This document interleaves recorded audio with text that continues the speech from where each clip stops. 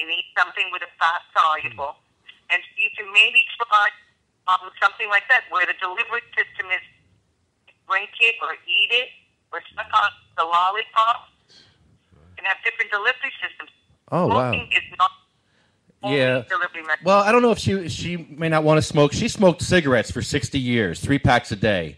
So I don't think she wants to smoke anymore. So maybe some vapor or something. But yeah, I'm surprised you have a 96-year-old, huh? That's amazing.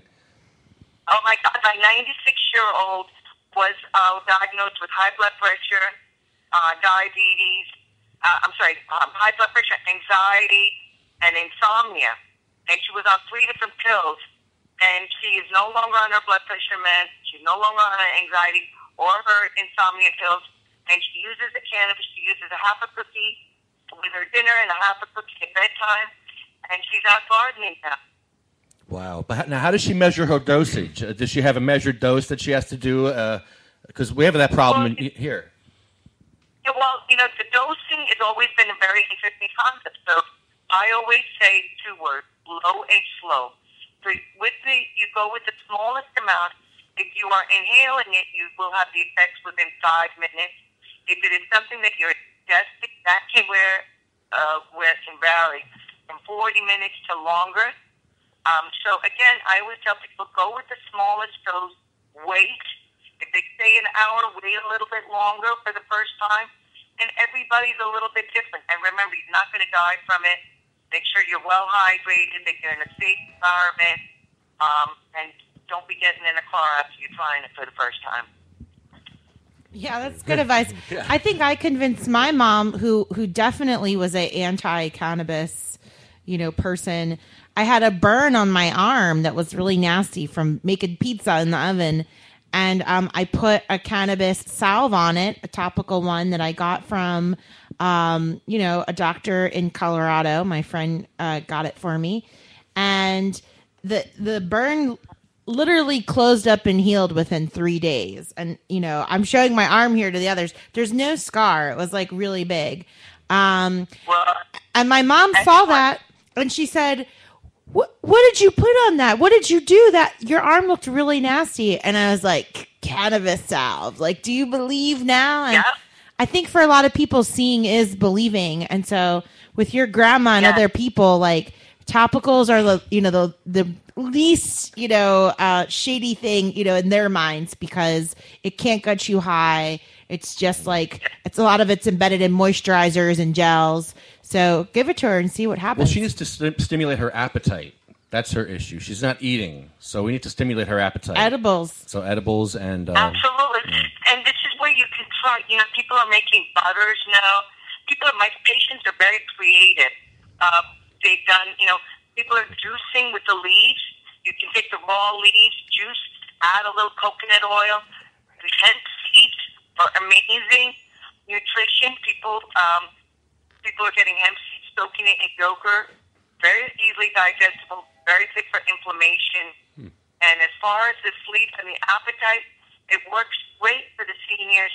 And I think we also mentioned, people are improving their quality of life. They're not zombified, as I say. They're not out there being not able to contribute at all. These people are improving their quality of life. They're giving hope to themselves and their family members, and they're seeing how it impacts everybody because they are feeling better. The patients are feeling better. Yeah, definitely.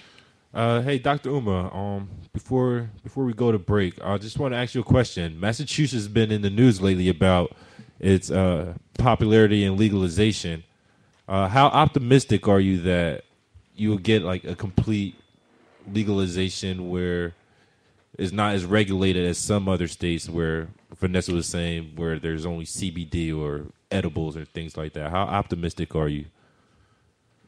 Well, Massachusetts right now has no dispensaries either. So we're still trying to get to stage 1 of hopefully having the dispensaries open shortly within the next few months. And as far as legalization, I would like to see 2 criteria. I would like to see medical marijuana be different than just legalization because the patients that need the medical marijuana are also, many of them are on fixed incomes And I think they should have a different criteria than just for recreational purposes. Yeah, I mean, especially, since states like Washington have essentially gutted the medical marijuana program, and now it's all going to be through retail sales, patients definitely lose a lot of rights. And it looks like Colorado is trying to, move in that same direction. I'm not sure what's going to happen as far as individual states, but I know there is much talk about legalization throughout the United States in 2016. But a lot of people don't understand what the bigger problem is. It's not just the United States. The United States has created with other countries, and by them legalizing here, it has a lot of other impact, and people don't realize that. And I think that's where we will find out the truth soon enough. Great, exactly. Yep. Well, Dr. Umar, I'd like to thank you for calling in and participating in our show today. You're a great inspiration, not only to women and mothers out there, but to myself and activists. I definitely look forward to speaking with you a lot further, and I would like to give you an early Mother's Day. Congrats. Oh, well, thank you. I want to wish all the mothers out there happy Mother's Day, and enjoy and celebrate. God bless you all, and keep speaking the truth. And remember, cannabis is not an entrance drug. It's an exit drug from pharmaceuticals and narcotics. Yeah, thank you so much for being on our show, especially to have more women of color who are educated, knowledgeable, and advocating on this topic. If people want to find out more about your practice or the North Eastern Cannabis Institute, can you let our listeners know how they can contact you and find more information? Absolutely.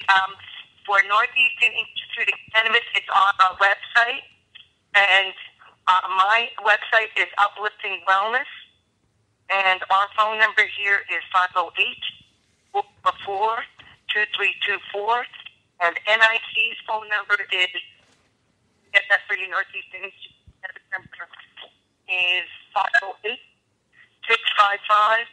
508-655-7420.